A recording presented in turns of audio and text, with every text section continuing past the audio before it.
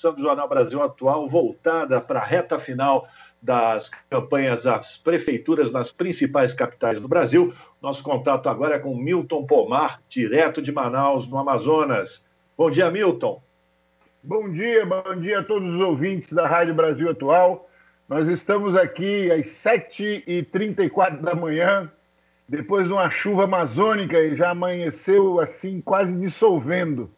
É impressionante. O fuso horário de Manaus é um a menos, lembrando que a gente não tem horário de verão, também ajuda, né, Milton? Mas vamos lá, vamos falar da situação aí em Manaus. O Milton, que é mestre em Estado, Governo e Políticas Públicas pela Faculdade Latino-Americana em Ciências Sociais, a Flaxo, fazendo uma avaliação dessa reta final da campanha em Manaus, o Estado e a cidade de Manaus, que foi muito impactada pela pandemia do coronavírus, a Covid-19. Quantos candidatos estão nessa reta final de forma competitiva para ganhar as eleições aí em Manaus? Como é que está o clima no Estado, Milton? Olha, aqui em Manaus nós temos um total de 11 candidatos, dos quais 4 estão realmente na disputa do ponto de vista de ir para o segundo turno, né? É importante a gente ter uma compreensão do que significa a Prefeitura de Manaus e em relação, inclusive, ao Estado. Manaus é quase 60% do eleitorado do Amazonas. Então, ganhar a Prefeitura de Manaus significa você estar na disputa para o governo do Estado, né? E em termos de orçamento, nós estamos falando de um orçamento anual de 6 bilhões 251 milhões, quer dizer, num mandato são 25 bilhões de orçamento. É importante falar do orçamento porque a maior parte do pessoal que está nessa disputa é o pessoal dos esquemas, né? Dos grandes esquemas.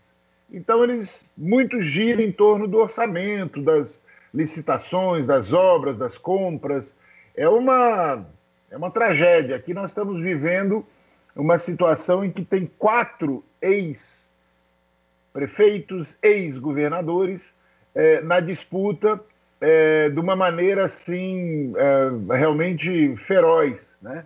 Porque é isso, é o poder político e a questão do dinheiro, né? Milton, então você está dizendo que os clãs, aquelas candidaturas que já são conhecidas do eleitor aí de Manaus, elas continuam se perpetuando. E a participação e a representatividade do resto da população do Amazonas, e no caso aí de Manaus, por exemplo, Manaus tem uma característica, tem muita representação de povos indígenas aí, eles são representados por esses candidatos? Não, Manaus tem 35 mil indígenas vivendo em Manaus, de diferentes etnias, são muitas etnias. Esses indígenas vivem numa situação triste, né, de pobreza, de abandono. Eles não têm os direitos de indígenas porque não estão nos seus locais de origem, nas suas áreas de reservas e tal. E, ao mesmo tempo, aqui eles ficam numa situação muito dramática do ponto de vista econômico, social, cultural. Então, e eles não têm, é óbvio que em relação ao tamanho do eleitorado, nós estamos falando de um eleitorado de 1.331.000 eleitores e eleitoras, né? Então, eles não têm peso eleitoral. Existem alguns candidatos que são indígenas, mas com uma probabilidade de eleição pequena, né? Porque eles não têm recursos, não têm uma inserção política efetiva e tal, né? Milton, você falou que são 4 candidatos. Quais são esses 4 candidatos, as legendas, e se eles se colocam de uma maneira ideologizada, ou seja, eles seguem os programas dos partidos, ou a legenda é apenas uma legenda para se candidatar às eleições? Olha, os 4 candidatos com chance de segundo turno, em primeiro lugar, tem o Amazonino Mendes, que é uma figura triste da política amazonense, porque ele está aqui desde 1983. Ele foi prefeito a primeira vez em 1983, ele foi 3 vezes prefeito, 4 vezes governador, está com 80 anos de idade e não larga o osso, né? O amazonino vem com uma coligação de vários partidos, ele já está no 8º partido, é o 8º partido que ele participe. Então, para ele, partido e nada é a mesma coisa. Ele não está nem aí para partido político, ele tem uma coligação apenas oportunista de arranjos, né? E o amazonino é o que tem a maior intenção de voto, porque também é o mais conhecido, né? Imagina, né? Desde 83 aí está na vitrine. E é também o que tem a maior rejeição, né? Agora você imagina, alguém que já foi governador 4 vezes, foi prefeito 3 vezes, e ele tem a cara de pau de, na propaganda, dizer que ele faz e entrega. Quer dizer, a tragédia que é Manaus, do ponto de vista político, econômico, em todos os aspectos sociais, e o cara tem a cara de pau de dizer que ele faz e entrega. Quer dizer, imagina, né? O segundo é um ex-governador interino, ex-deputado, ligado a esquemas também de governadores e tudo mais, que é o Davi Almeida, né? Evangélico e também com coligação de vários partidos, já participou, ele está no 4º partido político já. Em terceiro lugar tem um outsider aí desse esquema, mas que está dentro do esquema também do ponto de vista econômico, é o dono de uma empresa de medicina privada, dono de hospital e tudo mais, deputado pela 5ª vez, ele tem a cara de pau de vir defender a saúde, quer dizer, o cara que a vida toda ganhou na saúde privada vem dizer que vai defender agora a saúde pública, né? E em 4º lugar tem o José Ricardo, que é deputado federal do PT, numa aliança PT, PSOL e Rede. O Zé Ricardo está em empate técnico com esses outros dois. Então, assim, a chance de ir para o segundo turno é real, né? Qualquer desses 3 que estão embolados, né, no empate técnico. Aqui a gente teve uma bandidagem agora recente, que foi a pesquisa do Ibope, com uma margem de erro de 4 pontos para mais e 4 para cima, quer dizer, dá uma variação de 8 pontos percentuais. Quer dizer, em qualquer coisa você encaixa.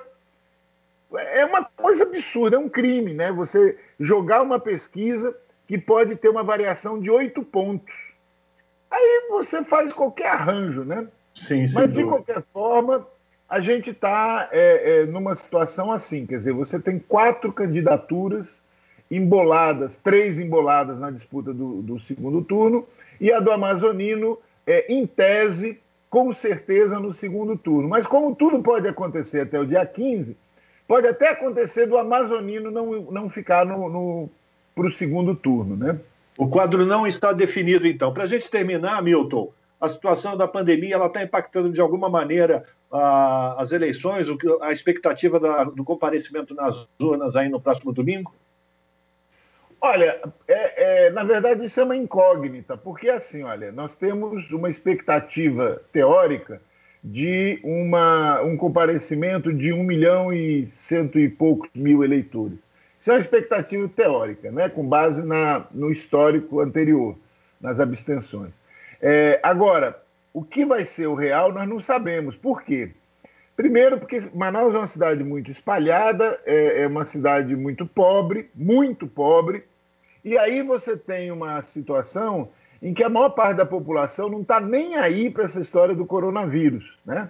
As pessoas não andam de máscaras, as pessoas continuam aglomeradas, quer dizer, não há um cuidado em relação E isso que aqui bateu feio, né? Em março, abril, maio, Manaus viveu uma tragédia numa proporção absurda, né? Mas, enfim, quer dizer, a gente não sabe o que vai ser, né? Porque a população não está realmente se cuidando, a maior parte da população não está se cuidando, e nós não sabemos se isso vai influenciar na hora de votar ou não, né? Tá certo, a gente vai continuar acompanhando, então, o resultado da votação no próximo domingo. Eu quero agradecer a participação do Milton Pomar, que é mestre em Estado, Governo e Políticas Públicas pela Faculdade Latino-Americana de Ciências Sociais, a Flaxo, fazendo uma avaliação, dando um depoimento sobre o quadro eleitoral na cidade de Manaus. Milton, obrigado pela tua participação, boa eleição para você aí no próximo domingo, e a gente vai voltar a fazer contato para a gente dar o resultado também aí em Manaus, tá bom? Tá ok, muito obrigado, bom dia para vocês. Bom dia, conversamos com Milton Pomar aqui no Jornal Brasil Atual. Você está ouvindo Jornal Brasil Atual. As notícias que os outros não dão.